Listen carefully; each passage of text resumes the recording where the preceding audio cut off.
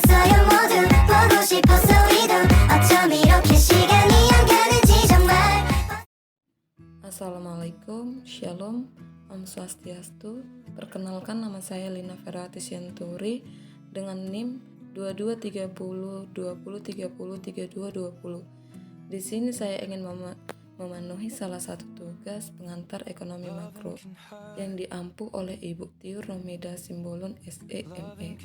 Adapun materi yang akan dibahas adalah produk domestik bruto atau PDB, diartikan sebagai nilai keseluruhan semua barang dan jasa yang diproduksi di dalam wilayah tersebut dalam jangka waktu tertentu, biasanya per tahun. PDB berbeda dengan produk nasional bruto karena memasukkan pendapatan produksi dari luar negeri yang bekerja di negara tersebut, sehingga PDB menghitung total produksi dari suatu negara tanpa memperhatikan apakah produksi itu dilakukan dengan memakai faktor produksi dalam negeri atau tidak. Sebaliknya, PNB memperhatikan asal-usul faktor produksi yang digunakan.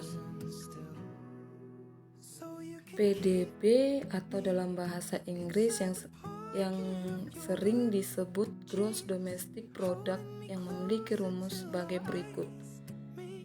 Rumus yang pertama ada PDB sama dengan konsumsi tambah investasi tambah pengeluaran pemerintah tambah ekspor dikurang impor, di mana konsumsi adalah pengeluaran yang dilakukan oleh rumah tangga, investasi oleh sektor usaha, pengeluaran pemerintah oleh pemerintah, dan ekspor impor melibatkan sektor luar negeri.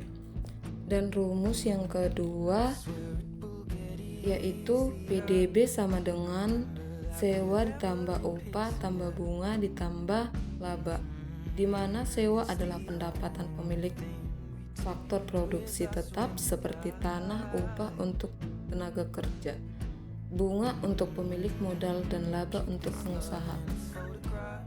Di sini juga ada manfaat serta fungsi dari produk domestik bruto. Adapun fungsinya dari produk domestik bruto adalah untuk mengukur perkembangan ekonomi pada suatu negara. Sedangkan untuk manfaatnya adalah untuk mengukur laju perkembangan ekonomi nasional membandingkan kemajuan ekonomi antara negara. Mengetahui struktur perekonomian suatu negara dan sebagai landasan perumusan kebijakan pemerintah.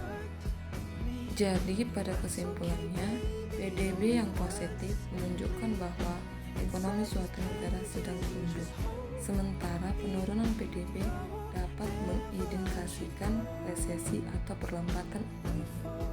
Demikian penjelasan materi terkait produk domestik bruto yang dapat saya sampaikan.